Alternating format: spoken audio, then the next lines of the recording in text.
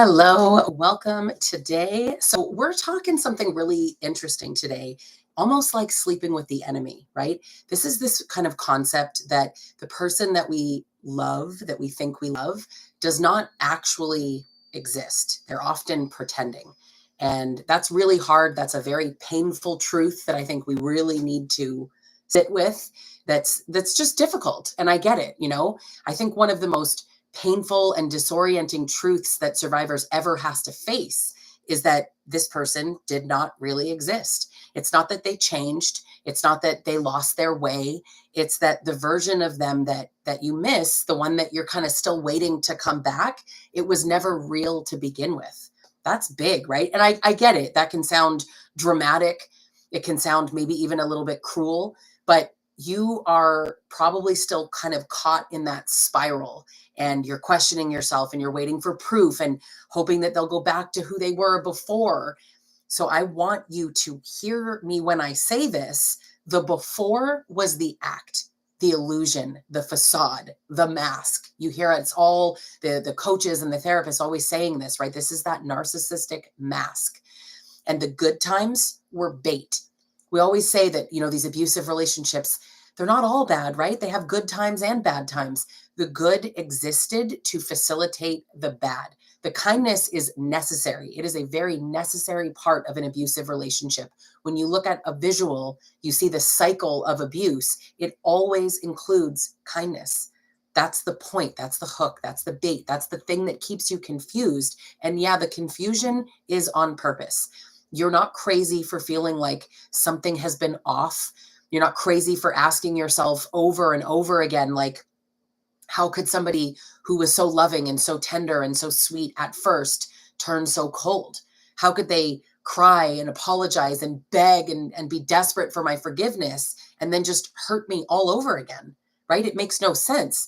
How do I know that what I felt wasn't actually real? And I think, really, like, how do I know that they're pretending might be one of the hardest questions. And I think that I see as a coach that be a question that keeps a lot of people very, very stuck, because we really don't want to believe that we have been lied to or that we're being lied to. We don't want to believe that the person that we shared our body with, shared our home with, shared our life, our heart with, is a liar and was pretending the entire time. We don't want to believe that they were capable of just faking it. That is heavy to believe that. But there are ways that you can know. And I really believe that once I lay them out for you, that you are going to stop questioning yourself so much. So the truth is, how can you know that they were pretending? That good version wasn't real. It was the performance, right? So first, their behavior will always kind of come with conditions. Their good behavior will come with conditions. And they're kind, but they want something from you, right? They're tender, but only when you're ready to walk away or when you get mad or try to set a boundary or put your foot down. They're going to show up with love, but only when the relationship is at risk.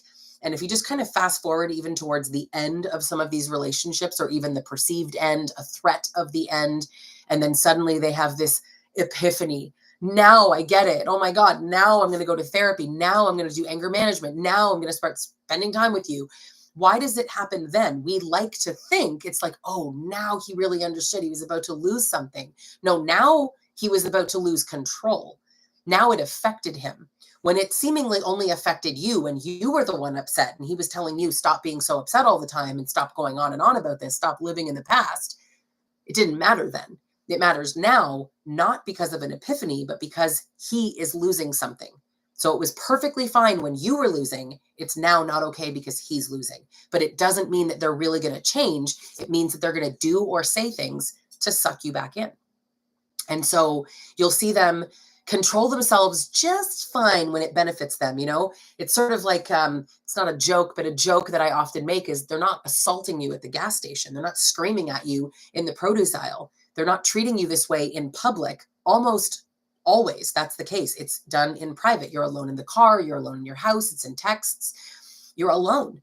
Very few people actually see the abuser for who they are, except you. Maybe kids, immediate friends and family, maybe. But even then, not usually. Around other people, they really care what they think, right? So They will be charming and measured and polite and kind and even just not particularly abusive. I'm not saying they're necessarily doting on you, although maybe, but they're definitely not being directly abusive. That tells you something, right? They know what they're doing. They know exactly how to flip it on and flip it off. They can control themselves. The biggest myth you're ever going to believe is that he just can't control himself. Abuse is highly controlled. He knows exactly what he's doing. That's why they're like that with other people. You see, at work, they can generally manage their temper. And honestly, for those that are like, no, mine flips out at work too. Mine, I mean, there could be a lot of factors in that. I mean, job security is one. I know people who have worked somewhere for a really long time and their behavior isn't quite as checked as some others, or people just accept that from some. But fundamentally, as a coach who has met with thousands of people and spoken with thousands of people over the years, I'm telling you, the common thread is they cannot control themselves alone with you, and they can control themselves outwardly and when other people are looking. And that is a huge thing for you to just kind of sit with. Ooh, this is really controlled. With strangers, they can keep their cool, but with you, right? They're just passionate. He just can't help it. Or you triggered him. You do this to him. He's never been like this with anyone before except you. And that makes you feel like you're the problem. But that's the messaging. That's the point. The kindness will return when they feel like they're going to lose control of the situation. And so another way to tell is that they know exactly what you want to hear, right? I know so many of these abusers say and do exactly the right things to get you back. They use all these things as weapons. It could be guilt, it could be kindness, it could be flowers, or whatever the version of flowers are in your relationship. Whatever the thing is that gets you to accept the apology, right? It's typically sweeping it under the rug. It's an act of kindness. And if you're trauma bonded, you feel kind of addicted to that. And it's like, oh, there's the nice guy. Oh, I needed that. You feel that physical, like that relief. That is a sign of addiction. That is a sign of a trauma bond. Now, if you're not sure if you're in a trauma bond, you can check the caption. I have a free quiz called Am I Trauma Bonded? And you'll find out in 2 minutes, instant results, no strings attached. The behavior often will improve after these breakups, after these big fights, but only for a little while, and it always cycles back to the same patterns. So if you're sitting here like, oh my God, this has happened so many times and he never changes, but this time I hope, just let's get into a bit of a reality check here. And I mean, let's even go into a little bit more detail on this relief that I'm talking about, right? That those good moments, they feel like relief, specifically that like, oh, but that's not safety. And I think we confuse it that way. You feel calm because the abuse is kind of on pause for right now, but it's not because the relationship is actually healthy. And that's a key distinction. If the relationship isn't healthy, this is not a good relationship to be in. But I think we're still trying to figure out, like, can it be healthy? Can we fix it? Maybe you catch yourself like, oh, they're being kind again. Oh, that feeling of like, oh, finally, But if you don't feel like I feel consistently loved and respected, that's a problem. Relationships are not perfect. You can have a disagreement and not be called the B word. Relationships are actually not volatile. Healthy relationships are not volatile. You're not screaming at each other 1 minute, loving on each other the next minute. You never really know where you stand with the person. Sometimes you're like, does this person hate me or love me? I can't tell. That's not a healthy relationship. That's an abusive relationship. So when you ever maybe try to like point out something that they have said or done that has hurt you, or that their words don't match their actions, you try to point that out, you're trying to like flip it to what it's supposed to be in the truth. They don't like that, right? They will flip the script back and play the victim, deny it, gaslight, minimize, manipulate, and start using all these tactics, right? Suddenly it's your fault. You're too sensitive. You're the problem. You keep bringing this up. God. And actually remember, in an interview that I did with Dr. Peter Salerno, he actually said that the interesting thing about somebody who is a clinical narcissist is they genuinely do not see themselves as the problem. So it's not actually that they're just, I'm going to blame shift. They literally do not see themselves as the problem. The problem is you talking. You're making up a problem. So the problem's solution is that you stop talking. They really believe that. That's why it's like, oh my God, you're on this again. Why are you always bringing up old stuff? God, because the problem is only that you're talking. Now, that's a huge indicator that they are, in fact, the problem. Because a healthy person, when you're bringing up a problem, they want to be collaborative. Abusive men are not collaborative. They don't want to. They might try to fake it. Some of them do try to fake it. Most don't, but some absolutely do. But you will tell by real accountability as part of that, and them going, okay, I'm going to own my part. But you also, none of that, just I own my part. That's it. You don't see that very often, if ever. Real love really doesn't ask you to prove your worth to get the bare minimum of kindness. Real love doesn't punish you for pain. It doesn't make you feel bad for crying. It allows you space to exist in the relationship. If you're only treated well when you are compliant or when you're silent or when you're walking out the door, that is not love. That is manipulation. Okay. Now, if you are new to my channel, my name is Lisa Sonni.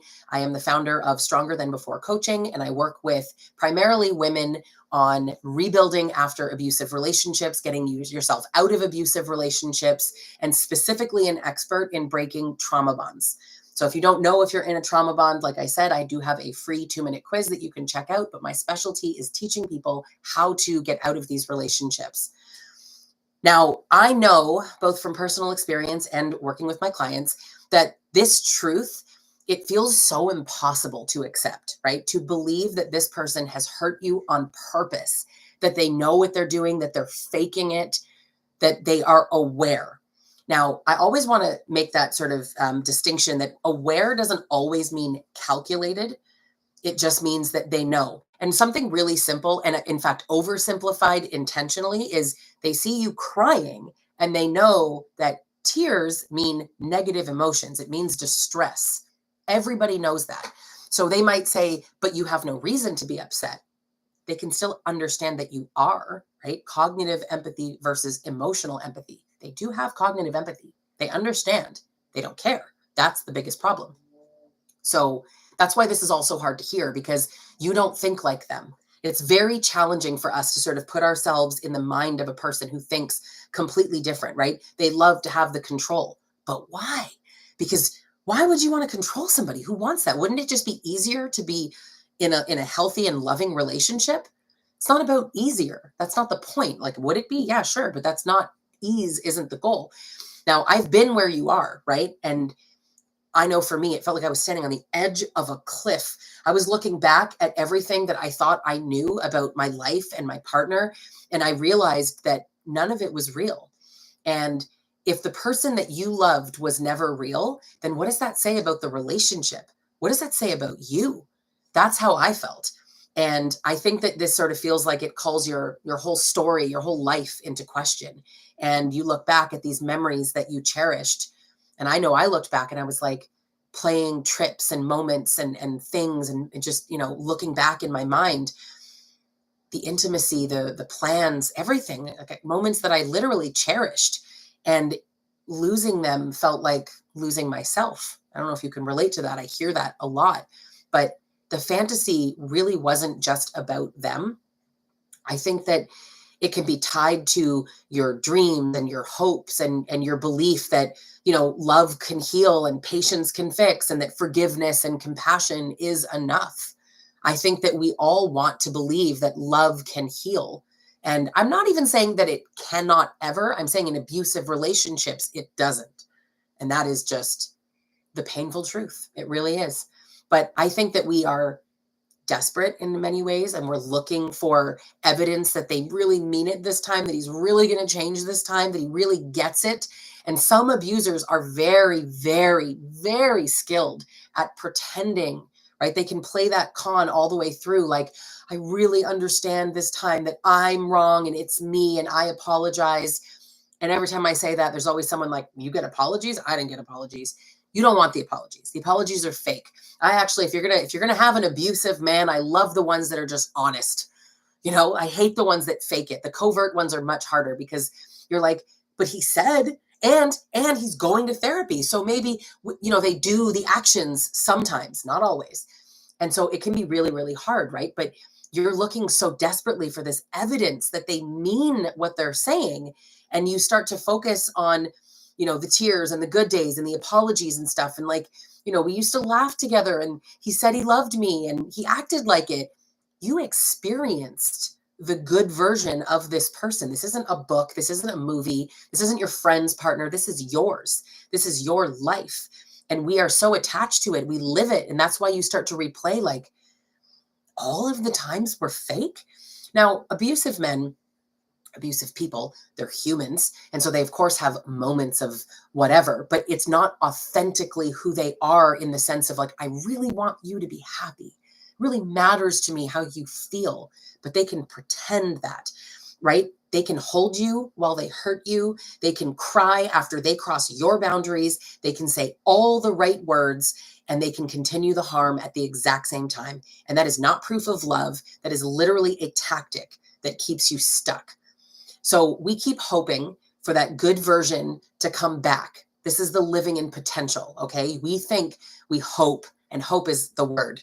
We hope so badly that they will come back, that version of them, because they kind of convince you, right? That version left because of you. It's your behavior. I'm just reacting to you. I've never had these problems with anybody. You're the reason I do this. You make me angry. You trigger me. You don't sleep with me often enough.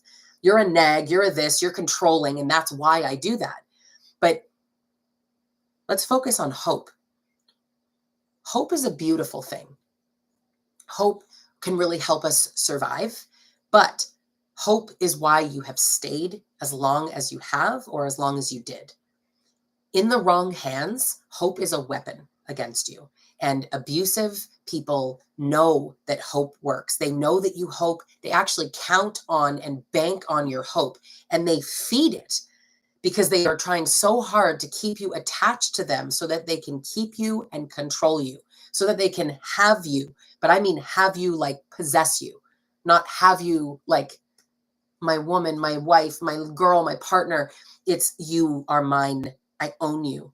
And the more you get into these relationships, things like kids and home ownership, leases, marriage, those things scale up the ownership in a man like this. This is why every single time that you're just kind of ready to leave, they come back with everything that you've ever wanted to hear.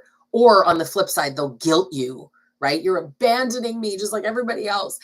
This is why they actually cycle through like the abuse, the apology, the affection again and again. It's not because they're trying or growing and they're just, you can't expect perfection overnight. God, I could write a book with all these phrases that they use, but it's because they know the cycle works.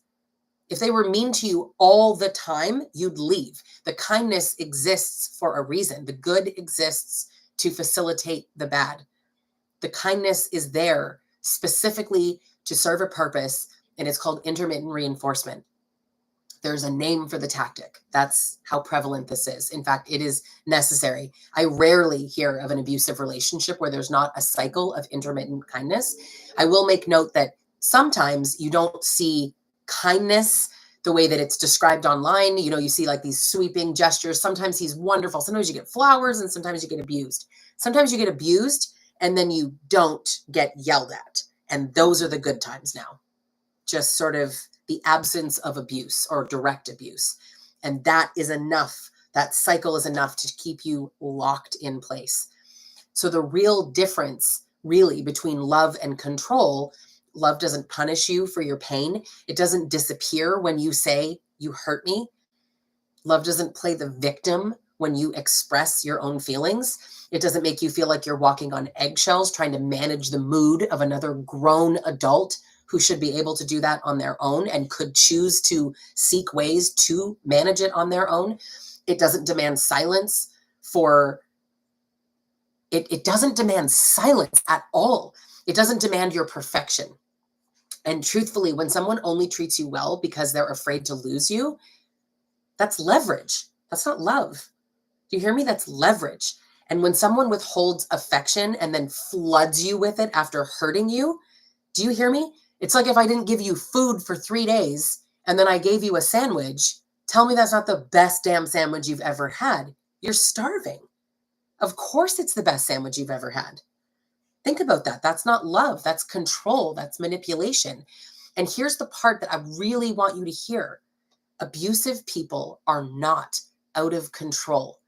Abuse is controlled. They are, in fact, exercising the utmost control. They are controlling you. They're controlling your emotions, your reality, your sanity, your hope. They are absolutely in control. If they can control what you believe about them, if they can control how you see yourself, they can control what you tolerate from them. This benefits them. This is why they do it. They know exactly what they're doing. And it doesn't take intelligence. This is really about entitlement, selfishness, and instinct, in all honesty. Don't ever think, but my guy's not smart enough. It's not about smarts. I agree that he's not smart because he's wasting your life, and that's not smart of him, but here he is, right? There is a lot of grief that a lot of people don't talk about. We talk about the grief of, losing the relationship, but let's even say if you're still in the relationship, or even if you're out of the relationship and you're still kind of attached, there's grief in just letting go of the fantasy. This is the life that you built in your mind with him out loud. You planned it, we had all these plans of sitting on the porch and rocking chairs at the cottage with the grandkids. That's never going to happen. That was never going to happen. But you're not just losing a relationship. You're losing everything you thought was true. You're losing your story. You're losing the future that you planned, that the belief that you thought love was enough, the belief in goodness in humanity, that life is fair, that you are smarter than that, which again, it's nothing to do with intelligence, but that feeling, right? And that grief is so real and so heavy. God, that grief is so heavy. And truthfully, it deserves to be honored. That sort of cliche therapist thing of like, feel your feelings, feel that grief. This is sad. This sucks. This is a loss. Oh yeah, but he was abusive. You should be happy that he's got. No, you should be sad. You should feel however you feel. In fact, don't let anybody tell you you should be happy or you should be relieved. I was relieved and grief-stricken. Do I have your permission? Right? And it was like constantly being told how I was supposed to feel. You can feel both. You can feel lots of things all at the same time. The grief is true and the grief is real, but here's what's also true. You didn't lose love. Okay. You lost an illusion. And that is a key distinction. You didn't lose someone who was good to you. You lost someone who was trying to control you, and you lost someone who was really good at pretending. The person that you love never existed, but you did. You existed and you still do. And you deserve so much better than this fantasy that is keeping you trapped. It is keeping you so trapped. Now, clarity is really the first step. I talk a lot about this 3-step system that I have called the break and rebuild method. I highlighted it in the Trauma Bond Recovery course, but education and clarity is the first step. And this is when you're watching the videos and learning and trying to understand why they've done what they've done. And you get your little PhD in domestic violence, abuse, and narcissism, and you're learning everything and what's a trauma bond and why and what's cognitive dissonance and, DARVO and dog whistling and all the things. You're learning it all. And then there's this shift, and this puts you into the second stage, which is learn about you. What got you here? What are your boundaries? Why haven't you had them? I want you to approach yourself with curiosity, not judgment, because we do that all the time. Like, why didn't I know? You didn't know. And actually, I could make a 90-minute video of me talking specifically about how you couldn't have known. But the point is that you didn't. So what are your unmet needs? What did you think you were getting from this relationship? Because it felt like something, right? I know a lot of people are like, nothing, I get nothing. You used to get something. You felt like it was giving you something. What is it? Just, with curiosity, no judgment. And then in the third step, you're building a future that does not include them. You're building your future, and you're finding out what you're going to do with your life, where you're going to live. Some people who may have less resources have a lot more logistic things to figure out. But the point is, how do you go on and trust yourself again, trust others again? What kept you in that relationship? You figured it out to a degree. I think we're shifting now into this self-love, confidence, building self-worth, building a true support system, one that is functional and helpful to you. So really start looking at these things. So that's my custom break and rebuild method that you can find in the Trauma Bond Recovery course. The people that have taken this course are blown away by all of the information. It's the step-by-step guide. You know, people always talk about what's going on, but the how is the key piece here, right? And you are not broken, and you are not crazy, and you are not weak. You are targeted. You were manipulated. You were trauma bonded, or you are trauma bonded. And take that quiz if you don't know. But the confusion that you feel, the addiction to the cycle, to the self-doubt, to the rumination, right? None of that is an accident. It was on purpose. This person has manufactured confusion and manufactured a version of themselves that was so great for you, tailor-made for you, custom abuse just for you. All of that is the result of abuse that was by design. And this is the why. This is why it feels so unbelievably hard to let go, why your brain keeps arguing with your gut. And knowing why is just the beginning, because this is where you're going to bring the clarity. And that is so key. That's where a lot of people have that aha moment, like, oh, this is abuse. Because I constantly hear from my coaching clients, I didn't even know it was abuse. And I can relate to that. And it's crazy to others. How could you not have known it was abuse until you've gone through it? I swear.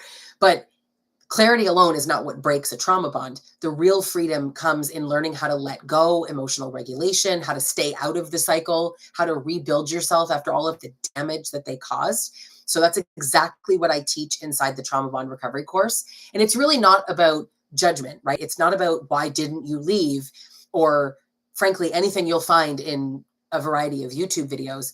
It is about understanding how abuse traps you, but more specifically, the actual practical step-by-step how to break yourself free. So if this spoke to you and you are truly ready to just stop living in confusion and you want peace, I would really love to be able to support you there. You can learn more about the course in the link, and just really know that the person you love did not exist. And I know how sad and painful that is, that this person didn't exist. I know that's the painful truth, but accepting that truth, that is the first step to really moving forward and breaking free. So thank you so much to everyone for being here. And I'm going to just jump into the comment section and answer some questions if there are any. Yeah, such a weird thing to realize, right? That it's abuse. I think, so someone's saying, came on so strong in the beginning with gifts and nonstop wanting to spend time with me, then began to sabotage my other relationships and attempts to spend time with other people. Isolation is a fantastic abuse tactic. If they can convince you to not have a support system, they're winning, right? And there's a few different ways that they can do that. Like, you cannot hang out with your friend Sarah, or just even like, I don't know why you hang out with Sarah all the time. She hates me. Or when your mom's house, subtle comments right through to direct control.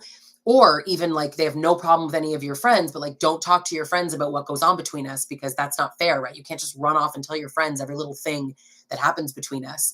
The point is to give you only one perspective, because they're interrupting your own perspective, and they want you to live in their world. They want you to not have anyone else's perspective. So be very cautious of that. Isolation tactics are brutal.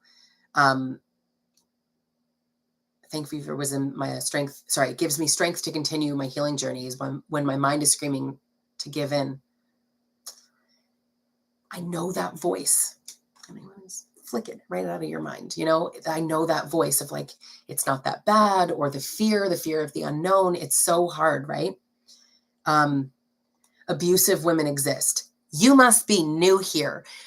So it's one of those things. And I always feel like I almost don't know how to explain it without being a completely sarcastic person. But this concept of when women speak about their own experience or choose to specialize in mostly helping women, and then somebody has to comment, it's usually a man, I can't tell from the name, but like, women do it too. Yeah, no one said they didn't. So how the English language works is the absence of women do it too does not actually mean that I said, think, feel, or that is true that women don't do it, but that people speak to their audiences. And so it's just one of those things that doesn't need to be said. But since we're on the subject of gender-based violence, 90% of gender-based violence is committed by men for the specific reason that the victim is a woman. So misogyny, the patriarchy, those things are just huge factors in it. So we can pretend that there's this like false equivalency, or that we really need to talk more about what women do, but actually the world talks plenty about what women do. And so I would love for people to start talking about the abuse of men when they are perpetrating it against women, because that is in fact a global epidemic that is not talked about nearly enough. So while women do it too, you'll never catch me talking about that, because I don't have that personal experience. I understand that it exists, and there are many, many creators that help with that. So I would suggest to follow people who talk about the topics that interest you. I would always suggest that. You just said what I wish my covert narcissist would just be honest to say. I don't like you. I don't want you. But see, there's a misunderstanding there. It's not that he doesn't want you. He absolutely wants you. You make a great victim. You're compliant and you listen, and that's perfect, right? You don't leave. And that's the key. They don't want you in the way that you want to be wanted, in the way you want to be loved, and to the way that you deserve to be loved. But they do want you. People ask all the time, if you want to cheat, why doesn't he just leave, or like go be in a poly relationship, or go be single and sleep around? That's not the point. The control is the point. The lying to you, the getting away with something, that's all the point. So don't misunderstand me. They absolutely want you, but they want to possess you and control you, not to love you.